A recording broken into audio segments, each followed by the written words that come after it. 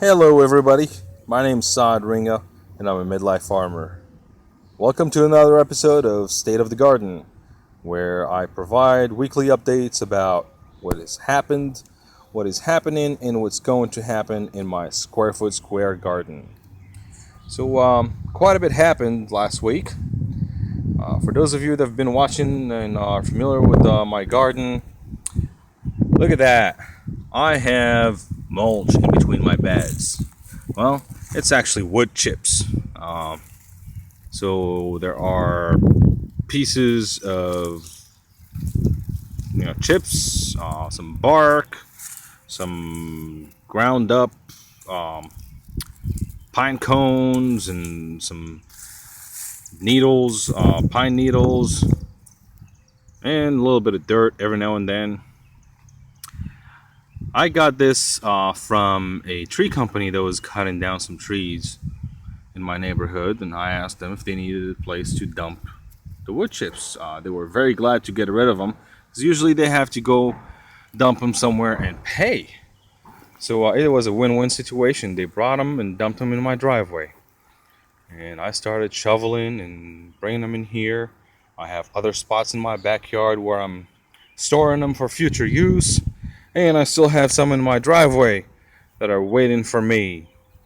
But I'm done shoveling wood chips for today. The other thing that happened is this potato tower. Yes, potato tower. Um, we planned to do this about 3 years ago. I just finally got to it. So it's made out of the same material that I'm using for the beds. We have those PVC posts that I cut to a certain length, and then the slats are the same things that I'm using for the garden beds here. And the idea is these slats will be sliding up and down, slide it up to remove it. And here, sorry, I think that was my finger. There, I'm gonna go ahead and put soil in there and potato seeds. And as the plants get taller, as the plants grow, the idea is to add more soil, cover the stems, leave the leaves exposed, and as they grow a little taller, you add in more soil and drop one of these things here or another row, add more soil, and you just keep going until the end of the season. Then when the plant dies, take those slats out, pull the soil out with 50 pounds of potatoes. Yes, supposedly this you can grow 50 pounds of potatoes in something like this. I have not seen many success stories, but I'm willing to try it. So yeah, that's something else that happened last week. We also extended the netting here for the trellis.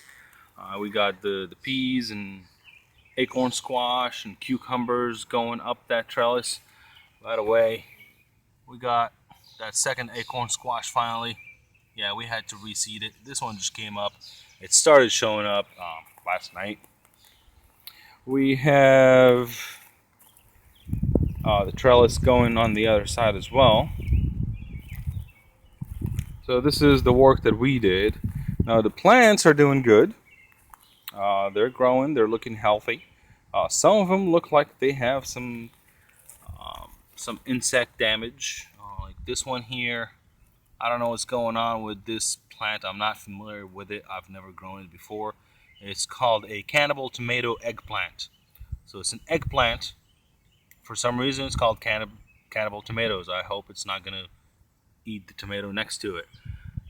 But it's very short, which is, from my experience, it's typical of eggplants. But it's already got flowers here. It shouldn't be. It shouldn't be focusing on producing fruit at this stage, and some insect damage that I'm gonna have to find out exactly what's causing that and how to deal with it. The second spot for zucchini is finally showing a a plant coming up. This is the third time we had to reseed this one. But other than that, things seem to be going okay. The marigold here, patty pans, thyme, carrots. We don't have that many. Well, we have maybe about a third of what we planted had come up, and I'm fine with that because I don't want all my carrots to mature at the same time anyway. So we'll just go ahead and reseed in about a week maybe. That way we have them kind of staggered. This purple tomatillo plant was starting to fall and needed some type of support. So I was able to acquire some bamboo a couple days ago. I just took one of the bamboo poles and stuck it in the ground next to it so it has something to lean on. You know, that brings me to what's going to happen.